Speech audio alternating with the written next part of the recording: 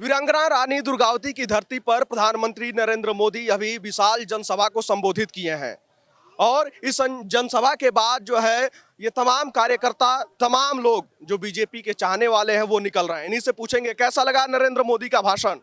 भारत के यशस्वी प्रधानमंत्री माननीय श्री नरेंद्र मोदी ने शानदार उद्बोधन दिया, कार्यकर्ताओं को ऊर्जावर्धन किया और हमारे जबलपुर जिले में 100 करोड़ की योजना आज उन्होंने शिलान्यास किया। उसके लिए प्रधानमंत्री जी को बहुत बहुत धन्यवाद, बहुत बहुत शुभकामनाएं। आदिवासी समाज को घेरने का भी प्रयास किए, जिस तरीके से 22% जो है आदिवासी समाज है पूरे मध्य प्रदेश में, और महाकौशल क्षेत्र को भी घेरने का प्रयास किए जबलपुर से।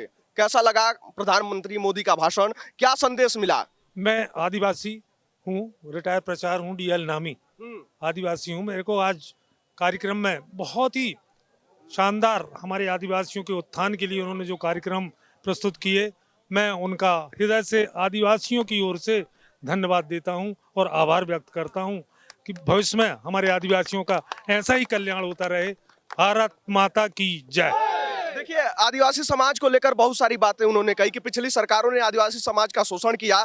बीजेपी सरकार जब भी आई, अटल सरकार हो या फिर मोदी सरकार हो, आदिवासी समाज के लिए सोचना शुरू किया, आदिवासी समाज के लिए बड़ी बड़ी सौगातें दी हैं। प्रधानमंत्री नरेंद्र मोदी जी अभी देश के लिए बहुत उनकी ज़रूरत है और हम हर एक आदमी के, हर गरीब नागरिक के लिए वो सोचते हैं। इसीलिए मैं तो बोलता हूँ भविष्य में बीजेपी की सरकार हम सब के लिए, एक से गरीब से आदमी से लेके जो ईमानदार नागरिक सर्विस कर्मचारी करता है उसके लिए, देश सुरक्षित रखने के लिए हो, विदेशी नीति के लिए हो और दुश्मन की चार चौका बजाने वाले हो, मोदी जी बहुत सक्षम है और हम तो जिंदगी भर मोदी जी का सपोर्ट करें। मध्य प्रदेश में किसकी सरकार? मध्य प्रदेश में दोबारा मामा की सरकार आ जाएगी और उसमें कोई दोहरी राजनीति नहीं है, डबल इंजन की सरकार रहेगी, तो एमपी में फायदा ही। मंत्री मामा ही बनेंगे? मामा ही जरूर बनेंगे। मामा ने जो अभी लाडली बहना योजना निकाल के अपने जो बहनों के खातों में जो पैसे डाले हैं वो बहुत ही अच्छा उन्होंने आशीर्वाद पा लिया है, इसलिए दोबारा एमपी में बीजेपी की सरकार जरूर आएगी। हम ये उनको मामा को सपोर्ट करते हैं और अगली बार मोदी जी भी 2024 में मोदी जी को वोट देंगे, हम मोदी जी को सपोर्ट करेंगे तहे दिल से। बिल्कुल। देखिए सबसे बड़ी बात यह है कि जिस तरीके से प्रधानमंत्री मोदी जो है संबोधित किए, शिवराज सिंह चौहान हो, हर कोई जो है आदिवासी समाज को ही घेरने का प्रयास किया, उसको किस रूप में आप लोग देख रहे हैं? सबसे पहले तो मध्य प्रदेश के मुख्यमंत्री इतने सहज और सरल व्यक्तित्व हैं जो एक छोटे से बच्चे को लेकर और बुजुर्गों तक का ख्याल रखते हैं, चाहे वह स्वास्थ्य वाली योजना हो, चाहे आर्थिक वाली योजना हो, जितनी भी आप योजना देखें, एक तो इतना सरल व्यक्तित्व मध्य प्रदेश में आज तक इतना मुख्यमंत्री कभी नहीं रहा। और माननीय प्रधानमंत्री जी ने जो देश के लिए, जो आदिवासी समाज के लिए जो किया है, भूतो न भविष्यति, कभी किसी प्रधानमंत्री ने और इन कांग्रेस के लोगों ने हमेशा इस इंडिया का शोषण किया है, भारत का शोषण, और जितना भी पैसा भरा है अपनी जेबों में भरा है। जनता का गरीबी हटाओ ये नारा जरूर दिया, लेकिन उन्होंने अपने जेब भरे, अपनी तिजोरियां भरी हैं।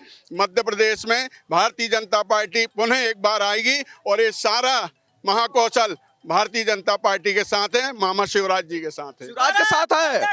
महाकौशल की बात की है तो लोग ये भी कह रहे हैं कि मुख्यमंत्री जो है महाकौशल का होना चाहिए, ये भी सवाल उठ रहा है। महाकौशल की बात आती है तो हम लोग महाकौशल के साथ है, एक बार मौका भी मिलना चाहिए महाकौशल का, लेकिन सहज और सरल व्यक्तित्व के रूप में मामा ही जाने जाएंगे, क्योंकि हमने देखा है यदि मंच में भी वो भाषण देते हैं और एक व्यक्ति को जो पीड़ित है, सोचे थे, दलित है, परेशानी में, यदि उनकी नज़र पड़ती है तो मामा जी तुरंत बुलाकर उसके उपचार, उसकी मदद करते हैं। ऐसा मुख्यमंत्री कभी कांग्रेस का आपने देखा है? आपने दिग्विजय सिंह के शासनकाल में देखा था, हजारों लाखों लोगों को ये नौकरियां जो डेली वेजेस में दैनिक वेतन भोगी थे उन्हें हटा दिया था। माननीय शिवराज जी आए और उन्होंने सबको लिया और आज परिवार उनका चल रहा, सुखी परिवार चल रहा है। वो कोटि कोटि धन्यवाद दे रहे हैं कि वो पुनः मुख्यमंत्री और भारतीय जनता पार्टी की सरकार बने, ऐसे प्रयास किए जा रहे हैं और सारे लोग भारतीय जनता पार्टी की सरकार बनने के लिए आतुर हैं।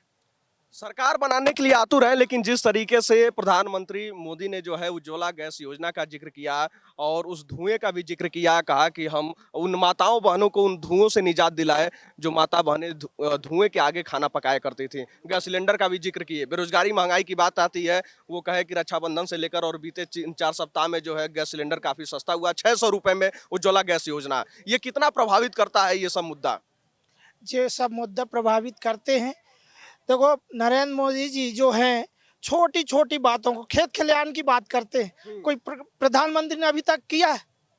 उन्होंने आज जैसे माँ बेटियों के लिए गैस लाया, तो वो गैस जो है आखिर कितने चश्मे बनते थे, आँख खराब होती नहीं माँ की, तो उसको ध्यान रखते हुए उन्होंने गैस के सस्ती किया। आदिवासी समाज के मोटे अनाज का भी जिक्र हुआ कि भैया देश विदेश से लोग आए थे दिल्ली में, जो है पूरा चौक चौबंद एकदम चौकसी लगी थी, और जो है बाहर विदेशी जो है जितने प्रतिनिधित्व थे दिल्ली में जमावड़ा लगाए थे, उन लोगों को मोटा अनाज खिलाया गया, वो आदिवासी अनाज। उसको आप लोग किस रूप में देख रहे हैं? हम बहुत अच्छे, मोदी जी जो कर रहे हैं बहुत अच्छा काम कर रहे हैं, विकास का काम कर रहे हैं, सबका साथ सबका विकास, हमें खुशी है। भारत का अनाज जो पकता है आदिवासी क्षेत्र में, सामान्य क्षेत्र में पकता है, तो वो क्षेत्र का दाना जो है वो विदेशों आदमी को खवाया।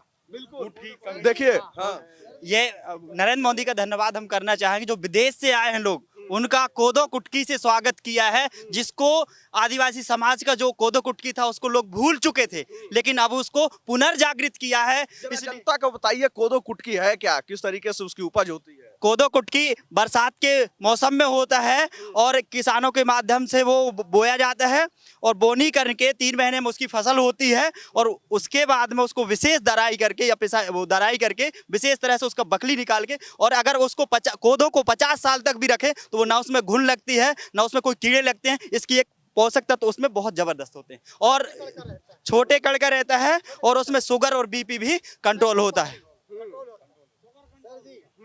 देखिए हमारे देश के प्रधानमंत्री जी भारत देश के रहने वाले हैं, बहुत गरीबी परिस्थिति से वो आए हैं राजनीतिक में, वो एक एक अन्न को जानते हैं, कौन सा अन्न किस जगह में होता है, कौन सा अन्न कब खाया जाता है।